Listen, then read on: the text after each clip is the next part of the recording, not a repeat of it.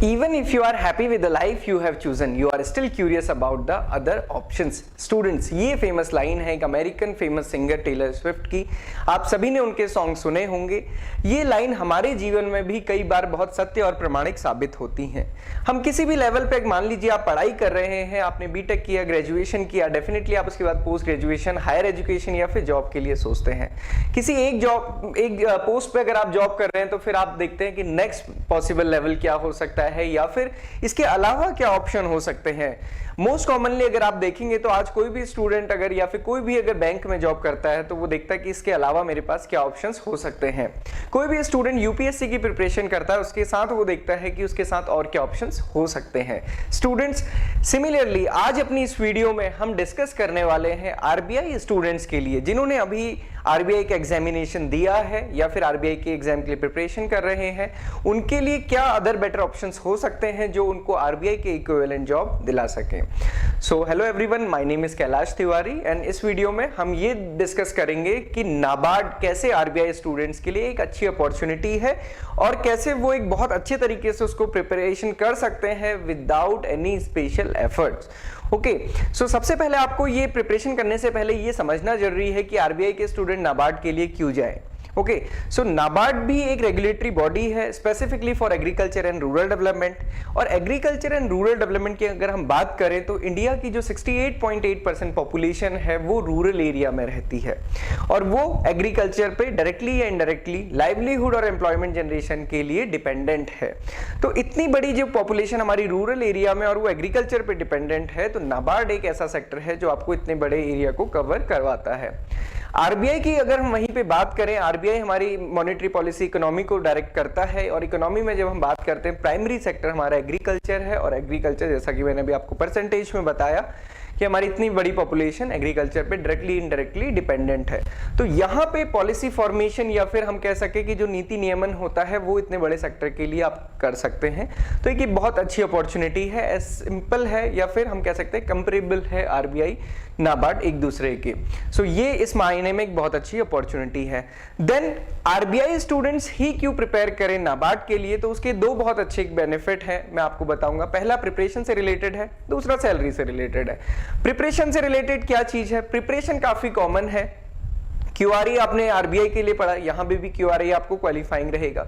इसके अलावा जीए and ESI आपने बहुत डिटेल में आरबीआई के लिए पढ़ा है, यहाँ पे भी जीए आपका काम आएगा। ईएसआई आपको यहाँ पे एग्रीकल्चर रूरल फोकस करके ही पढ़ना है, तो आपने जो ईएसआई वहां पढ़ा है उसका एक शॉर्ट फॉर्म नाबार्ड के लिए आपको पढ़ना है। अब जो डिफरेंस रहा वो डिफरेंस रहा एग्रीकल्चर रूरल डेवलपमेंट में।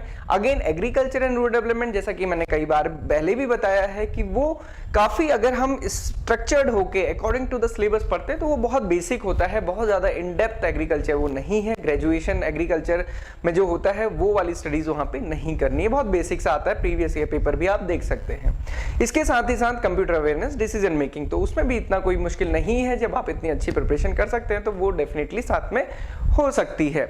जो दूसरा इंपॉर्टेंट पॉइंट है वो है सैलरी, क्योंकि अगेन हम सभी ये सोचते हैं कि हम एक ऐसी जॉब करें जिसमें हमें एक अच्छी सैलरी मिले, हमारी लाइफ का जो स्टैंडर्ड है वो बहुत अच्छा रहे।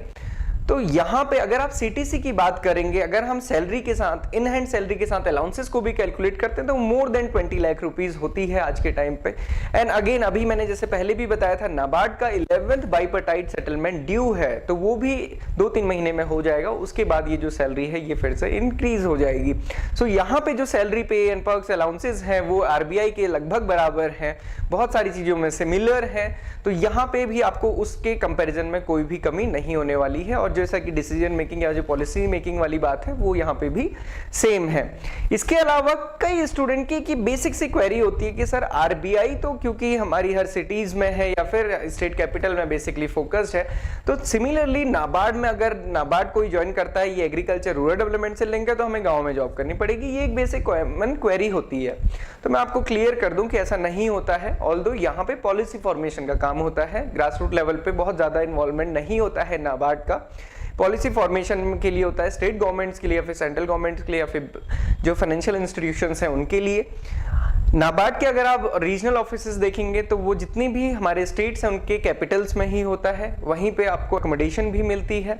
तो वो भी टेंशन नहीं है कि गांव में ही रहना है। अगर किसी को ये लगता है कि हमें सिर्फ गांव में ही जॉब करना पड़ेगा, अगर किसी को गांव में ही जॉब करनी है, उनको बहुत अच्छा लगता है रूरल एरिया से कनेक्ट करना, तो जब नाबार्ड में जॉब करते हैं तो डीडीएम जब लेवल पे होते हैं तो वहाँ पे डिस्ट्रिक्ट लेवल पे सर्व करना होता है, वहाँ पे वो डीएम ऑफिस के साथ अटैच्ड होते हैं और वहीं पे उनको सर्व करना होता है। तो बेसिकली यहाँ पे ऐसा कुछ भी नहीं है कि आपको किसी दूर दराज रूरल एरिया में जॉब मिल जाएगी। आप इसको उससे कंपेयर नहीं कर सकते हैं कि पंचायत में जीतू भैया को जैसे जॉब मिली थी, वहाँ पे आपको पंचायत ऑफिस में नहीं रहना होगा। डेफिनेटली ये कि बहुत अच्छी ग्रेड ए ऑफिसर लेवल की ये जॉब है और बहुत एक अच्छी रेप्यूटेड वाइट कॉलर जॉब है। सो आई होप कि आप सभी को ये क्लियर हुआ होगा कि हम कैसे अपने ऑप्शंस एक एग्जाम को प्रिपेयर करते हुए बाकी अपने ऑप्शंस भी ब्रॉड कर सकते हैं। तो आरबीआई स्टूडेंट्स के लिए नाबार्ड एक अच्छी अपॉर्चुनिटी है, साथ ही साथ आप प्रिपेयर कर सकते हैं। कई हद तक आपने उसको प्रिपेयर किया है, बस कुछ चीजें आपको पढ़नी है तो आप पढ़ सकते हैं। इसके अलावा आपकी कोई भी क्वेरी है प्रिपरेशन रिलेटेड, किसी अन्य दूसरे जो बैंकिंग एग्जामिनेशन है उससे रिलेटेड, तो आप मुझे जरूर कमेंट पे बताएं। इसके अलावा आप हमें हमारे मेल पे या फिर कॉन्टैक्ट नंबर पे कॉन्टैक्ट कर सकते हैं किसी भी क्वेरी के लिए। Thank you for watching this video and have a good day ahead.